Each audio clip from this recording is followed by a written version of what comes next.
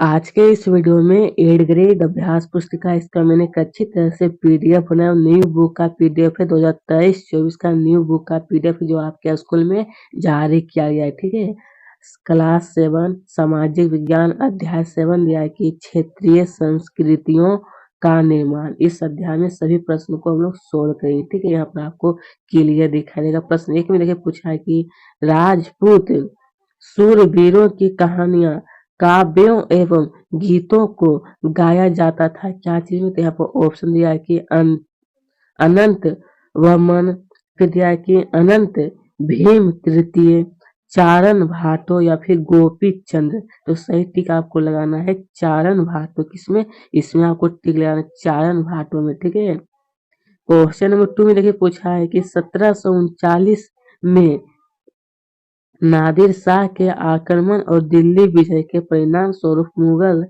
मुगल कलाकार अनिश्चित से बचने के लिए पलायन कर गए। कहा पलायन कर गए थे। यहाँ पर ऑप्शन दिया, मतलब कहाँ पर वो चले गए थे। तो ऑप्शन पहाड़ी क्षेत्रों की ओर, मैदानी क्षेत्रों की ओर, समुद्री क्षेत्रों की ओर या फिर मरुस्थलीय क्षेत्रों की ओर। तो सही ठीक है मैदानी क्षेत्रों की ओर वो पलायन कर गए थे। ठीक है, क्वेश्चन नंबर 3 में पूछा कि निम्नलिखित में से कौन सा समूह असमान्य का है। मतलब इसमें आपको कुछ समूह दिया गया, इसमें कौन सा समूह का है असमान्य, मतलब कौन सा समूह जो वो नहीं मिल रहा है। तो ऑप्शन कथकली जो है केरल में है, ओडिशा ओडिसी जो है उड़ीसा में है, कुचिपुड़ी जो मणिपुर, भरतनाट्यम जो है तमिलनाडु। तो इसमें सही टिक आपको लिखना है कुचिपुड़ी।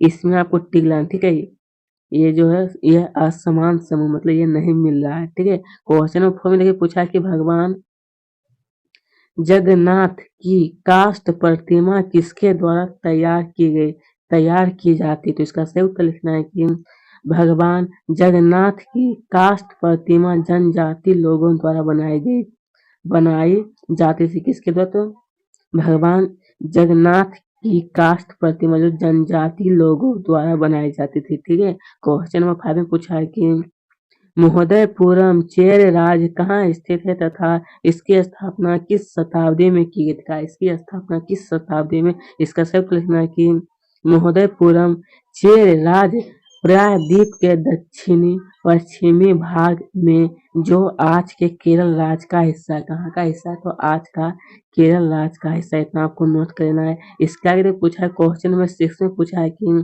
क्षेत्रीय संस्कृति से का क्या अर्थ है। क्षेत्रीय संस्कृति से मतलब क्षेत्रीय संस्कृति का क्या अर्थ है। तो इसका सही उत्तर आपको लिखना है कि भिन्न भिन्न, यहाँ हो जाएगा थोड़ा सा गलती है, भिन्न भिन्न क्षेत्रों के बीच विभाजक सीमाओं के बनने में समय की भूमि रही, जिसे हम आज क्षेत्रीय संस्कृतियां समझते हैं। क्या समझते हैं? तो क्षेत्रीय संस्कृतियां समझते हैं। क्वेश्चन नंबर 7 में पूछा है कि पृथ्वीराज ने किस प्रकार के शूरवीरों के आदर्शों को अपने हृदय में संजो रखा था पृथ्वीराज ने। तो इसका सही उत्तर आपको लिखना है कि पृथ्वीराज ऐसे शूरवीरों के आदर्शों को अपने हृदय में संजो रखते थे, जिन्होंने रण क्षेत्र में बहादुरी से लड़ते हुए अक्सर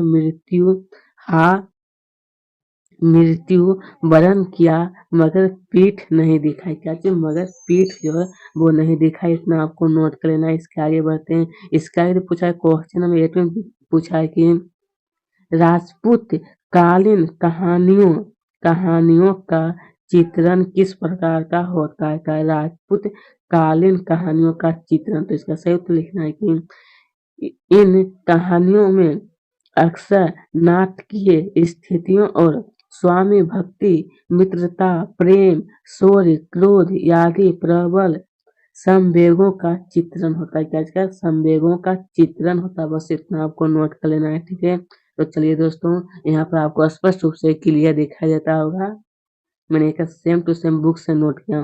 क्वेश्चन नंबर 9 में देखिए पूछा है कि कत्थक नृत्य किस नवाब के संरक्षण में आकर कला के रूप में उभरा तथा किन किन क्षेत्रों में स्थापित होता है। किन किन क्षेत्रों में स्थापित हो। तो इसका सही उत्तर लिखना है कि अवध के अंतिम नवाब वाजिद अली शाह के संरक्षण में यह एक प्रमुख कला रूप में उभरा, जो कि 1850 से लेकर के 1875 के दौरान यह पंजाब फिर थोड़ा सा लिखना कि यह पंजाब, हरियाणा, जम्मू और कश्मीर, बिहार तथा मध्य प्रदेश के निकटवर्ती इलाकों में स्थापित हुआ। बस इतना आपको नोट कर लेना है, ठीक है। तो चलिए दोस्तों अब आगे बढ़ते हैं। इसके आगे पूछा गया हमारा कि मुगल बादशाह के कुशल चित्रकार किस प्रकार के चित्रों को चित्रित करते थे, किस प्रकार के चित्रों को चित्रित करते थे। तो इसका सही उत्तर लिखना है कि मुगल बादशाह के कुशल चित्रकार प्राथमिक रूप से इतिहास और काव्यों की पांडुलिपियां चित्रित करते थे। क्या चीज के? इतिहास और काव्यों की पांडुलिपियां चित्रित करते थे, ठीक है।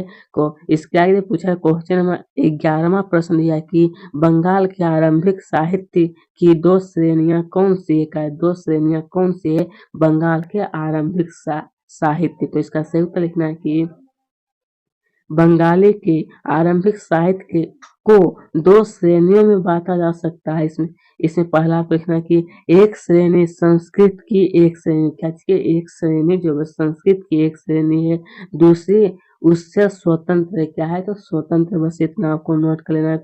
इसके आगे पूछा है कि लघु चित्र किसे कहते हैं? आप पूछा गया है कि लघु चित्र जो है वो किसे कहते हैं, उसकी कहा आपको विशेषता लिखने के लिए। तो इसका सही उत्तर आप लिखना है कि छोटे आकार के चित्र को लघु चित्र कहा है। तो मतलब छोटे आकार का जो चित्र होता है ना, उसको लघु चित्र कहते हैं। क्या कहते हैं? लघु चित्र। इसमें से आपको इसकी कहा गया था आपको विशेषता भी लिखने के लिए। इसमें पहला विशेषता लिखना है कि लघु चित्रों को आमतौर पर जल रंगों से कपड़े या कागज पर चित्रित किया जाता है। फिर दूसरा पॉइंट लिखना है कि प्राचीनतम लघु चित्र ताल पत्रों अथवा लकड़ी की तरबत्तियों पर चित्रित किए गए थे, ठीक है। बस इतना आपको नोट कर लेना है। इसके आगे पूछा गया हमारा पहले के जमाने में देखिए क्या होता था कि तार का प्रयोग पता था, उस पर भी चित्र बनाया जाता था, ठीक है। बस इसमें और कुछ नहीं दिया है। इसके आगे पूछा गया हमारा कि 15वीं सदी के बाद बंगाल में निर्मित मंदिरों की विशेषता लिखी है। 15वीं शताब्दी के बाद कहा कि बंगाल में निर्मित मंदिर की क्या विशेषता थी। तो इसका सही उत्तर आपको लिखना है कि इसमें पॉइंट बाय पॉइंट आपको लिखना है। पहला पॉइंट इसमें आपको लिखना होगा कि यह मंदिर और अन्य धार्मिक भवन उन व्यक्तियों या समूहों द्वारा बनाए जाते थे जो शक्तिशाली बन रहे थे। क्या थी? तो शक्तिशाली। वह इनके माध्यम से अपनी शक्ति और भक्ति भाव का प्रदर्शन करना चाहते थे। फिर दूसरा पॉइंट लिखना है कि बंगाल में साधारण ईंटों और मिट्टी गारे से अनेक मंदिर निम्न सामाजिक समूह जैसे कालू तेली कंसारी, जिसको हम लोग कहते हैं घंटा धातु के कारीगर आदि के समर्थन से बने थे। इतना आपको नोट कर लेना है, ठीक है। तो दोस्तों आज का यह वीडियो यहीं पर समाप्त है। अगर आप चैनल को सब्सक्राइब नहीं किए तो जरूर कर दीजिएगा।